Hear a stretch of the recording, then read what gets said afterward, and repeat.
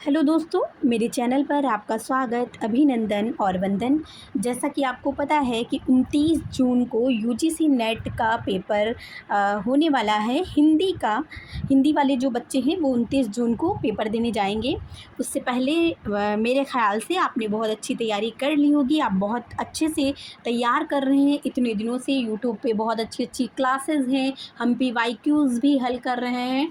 लेकिन एक जो चीज़ें हम सभी यूनिट पर फोकस करते हैं, लेकिन जो एक चीज़ है जो रह जाती है, जिसकी हम प्रैक्टिस नहीं करते हैं और जो प्रैक्टिस करने पर हमें पूरे फुल नंबर दिलाती है, 10 आउट ऑफ 10 नंबर हमें प्राप्त होते हैं, वो कौन सी चीज़ है? तो वो है हमारा अवतरण जो आता है। ये अगर हम प्रैक्टिस थोड़ी करते हैं, थोड़ी सतर्कता दिखाते हैं, इसमें हमें 4 चीज़ों पर बहुत फ़ोकस करना होता है। पहली बात है कि समय। हम चूँकि यूजीसी नेट का जो पेपर होता है, उसमें प्रश्नों का पैटर्न होता है, तो बहुत लेंदी होता है। आपको बहुत सावधानी, सतर्कता बरतनी होती है और बहुत टाइम भी लेते हैं ये प्रश्न हमें पढ़ने में, क्योंकि वन लाइनर टाइप के तो प्रश्न आते नहीं हैं। आपको बहुत अच्छे से समझना होता है, तब आपको पेपर हल करना होता है। इसलिए हमें जो समय प्रबंधन है, अर्थात जो टाइम मैनेजमेंट है, उसका बहुत ध्यान रखना होता है। तो अगर आप समय का प्रबंध अच्छा करेंगे, अपने लिए यूनिट वाइज़ अच्छे से करेंगे, तो आपका जो पेपर है, आप फर्स्ट अटेम्प्ट में क्वालिफ़ाई कर लेंगे।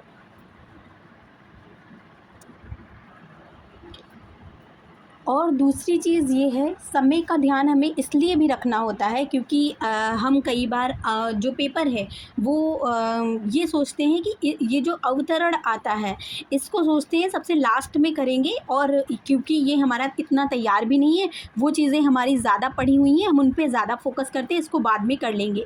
लेकिन बच्चों, आपके लिए ये जो अवतरण आता है और 10 प्रश्न आते हैं इसके, और 10 के 10 प्रश्न अगर इस पे आपने अच्छे से समय लगाया, सतर्कता बरती और संयम के साथ में आपने इसे प्रैक्टिस करते हुए तैयार किया होगा, तो फिर आपके ये 10 आउट ऑफ 10 नंबर दिलाएगा।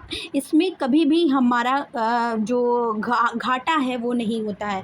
जहाँ हम हर यूनिट की पर इतना फोकस करते हैं, हर यूनिट के लिए इतना समय निकालते हैं, हम कभी भी इसकी प्रैक्टिस एग्ज़ाम से पहले नहीं करते अवतरणों की। हम डायरेक्ट जाकर एग्ज़ाम में ही इनको हल करते हैं।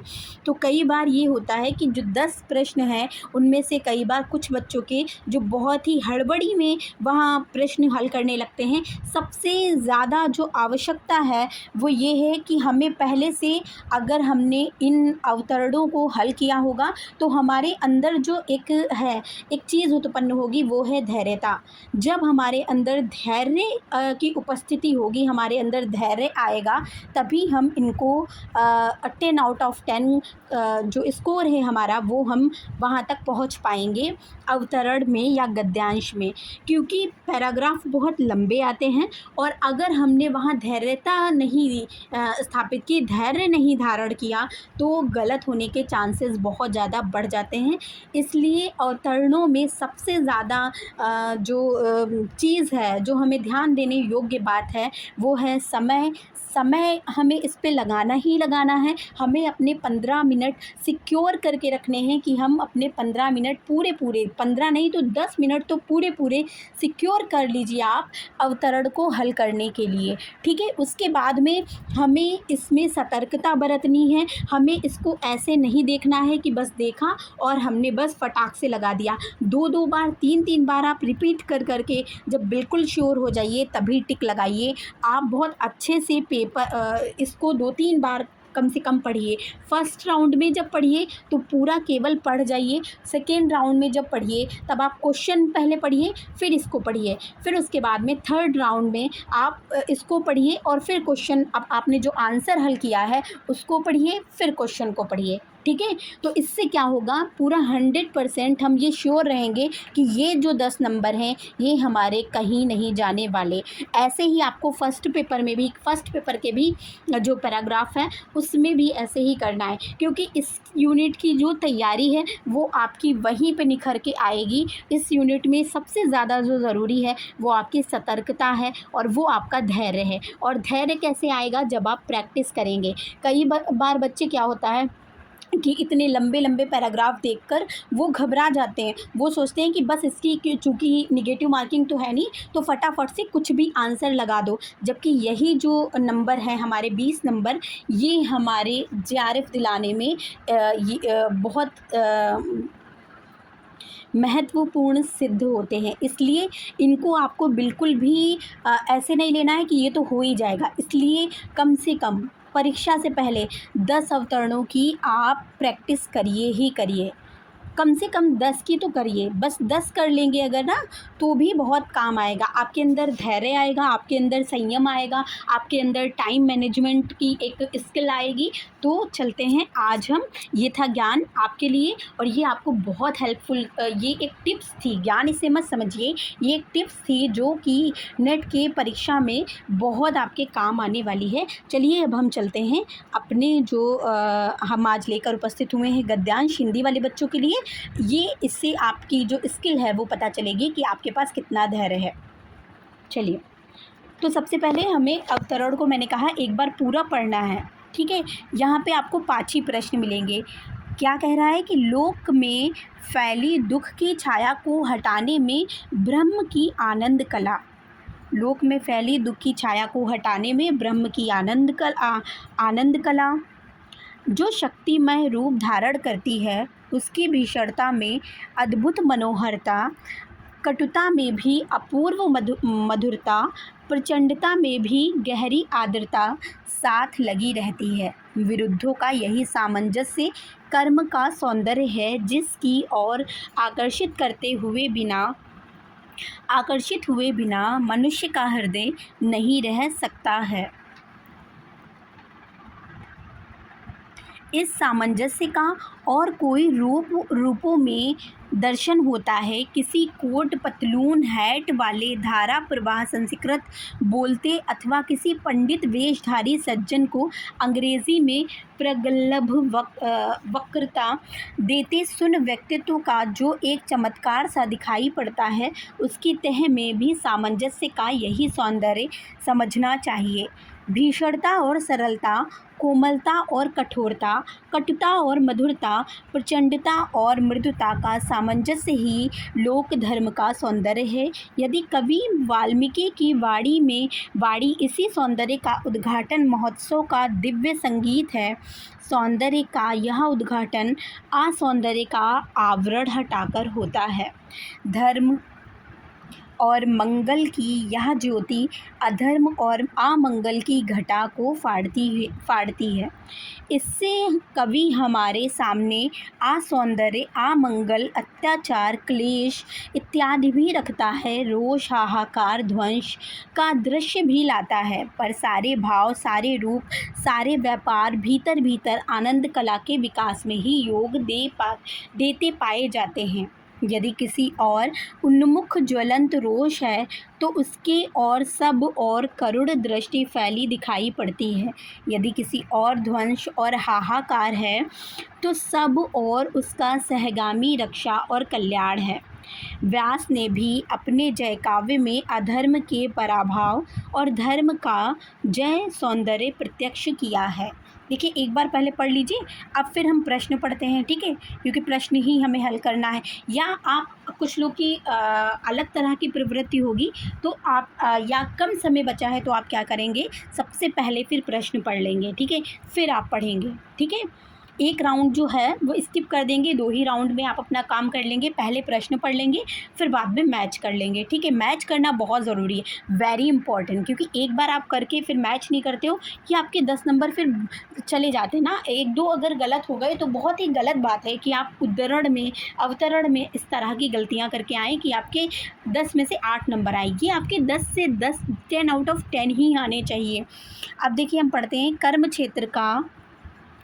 कर्म क्षेत्र का सौंदर्य किसमें है। पूछा है कि कर्म क्षेत्र का सौंदर्य किसमें है। अन्याय के प्रति रोष दिखाने में, लोगों के प्रति मृदुता के व्यवहार में, विरोधी भावों के सामंजस्य में। तो ऊपर अब हम चलते हैं। अब हम एक बार ऊपर जाने से पहले पांचों प्रश्न पढ़ लेते हैं, ठीक है। अब देखिए इसमें क्या कह रहा है, इसमें अब ये आप यूटिलाइज या एनालिसिस कर लीजिए कि इसमें क्या पूछ रहा है। कर्म का सौंदर्य पूछ रहा है, ठीक है।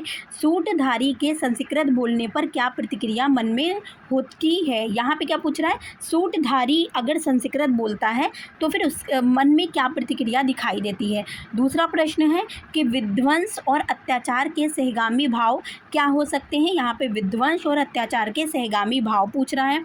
फिर आनंद कला के विकास से लेखक का क्या तात्पर्य है। आनंद कला का विकास पूछ रहा है। और फिर इस गद्य अवतरण के लिए शीर्षक पूछ रहा है, ठीक है। तो हम अब फिर ऊपर चलते हैं और देखते हैं फटाफट से। पहले वाले में सौंदर्य पूछा था ना, फिर जब हमने पढ़ा था तो हमें माइंड एकदम धैर्यता के साथ और माइंड लगाकर पढ़ना था ना। तो देखिए ये तीसरी लाइन में है कि कर्म का यही सौंदर्य कर्म क्षेत्र का विरुद्धों का सामंजस्य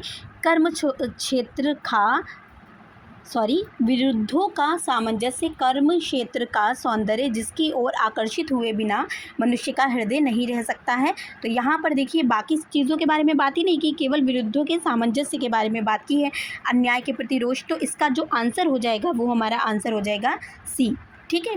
फिर दूसरे में क्या पूछा है, सूटधारी संस्कृत। अब हम देखते हैं कि सूटधारी और संस्कृत कहाँ पे बात की गई थी। तो देखिए यहाँ पर बात की गई है कि कोई किसी कोट पतलून हैट वाले संस्कृत व्यक्ति जब बोलता है तो फिर कैसा लगता है, यहाँ पे बात की गई है। और जब हम इसको पढ़ते हैं तो क्या है, पहले में है सामंजस्य की कमी दिखाई देती है, अज्ञान प्रकट होता है, उसके संस्कृत उच्चारण पर हंसी आती है। तीनों जो ऑप्शन है वो नकारात्मक हैं, केवल एक पॉजिटिव में है। तो यही हमारा आंसर हो जाएगा। ये तो ईजी था। दूसरा विध्वंस और अत्याचार का सहगामी पूछा है। ये देखिए यहाँ पे एक बार देखते हैं हम कि ध्वंस कहाँ पर आ रहा है, ध्वंस यहाँ पे आ रहा है, सहगामी यहाँ पर आ रहा है। और सहगामी के इसी लाइन को हम हाईलाइट करेंगे तो यदि किसी और ध्वंस और हाहाकार है तो सब और उसका सहगामी रक्षा और कल्याण है।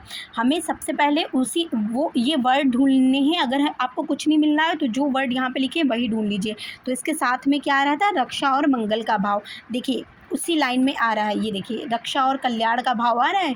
तो रक्षा और कल्याण नहीं है तो रक्षा और मंगल का भाव, ठीक है। बाकी में तो सब निगेटिव चीज़ें हैं और उस टाइप की चीज़ें हैं जो आपके उसमें दी नहीं है। अगला है कि आनंद कला के विकास से लेखक का क्या तात्पर्य है। तो अब ढूंढते हैं कि ऊपर आनंद कला कहाँ पे लिखा हुआ है। तो हमें ये देखिए यहाँ पे आनंद कला की घटा फाड़ती है, ये है आनंद अमंगल, सॉरी ये तो अमंगल है। आनंद कला ढूंढना है ना, तो आनंद कला यहाँ देखिए आनंद कला के विकास में ही योग देते हैं।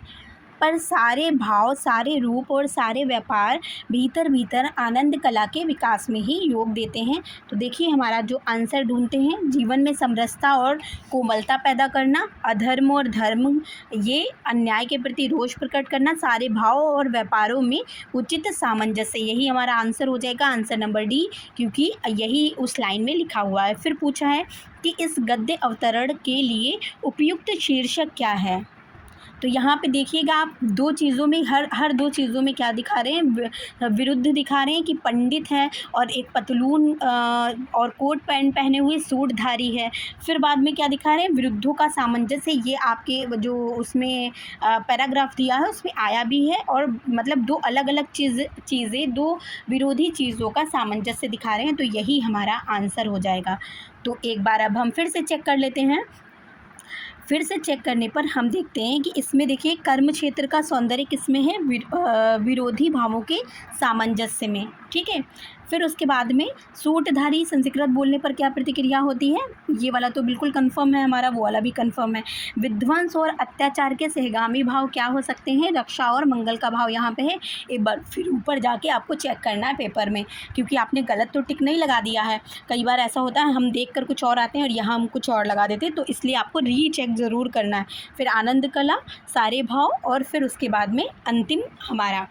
इस तरह से जो हमारे 10 आउट ऑफ 10 मार्क्स हैं वो पूरे आपके कंफर्म मार्क्स होंगे, और आपके ये 10 नंबर कोई नहीं ले सकता है। इसमें बस आपको धैर्य की आवश्यकता है।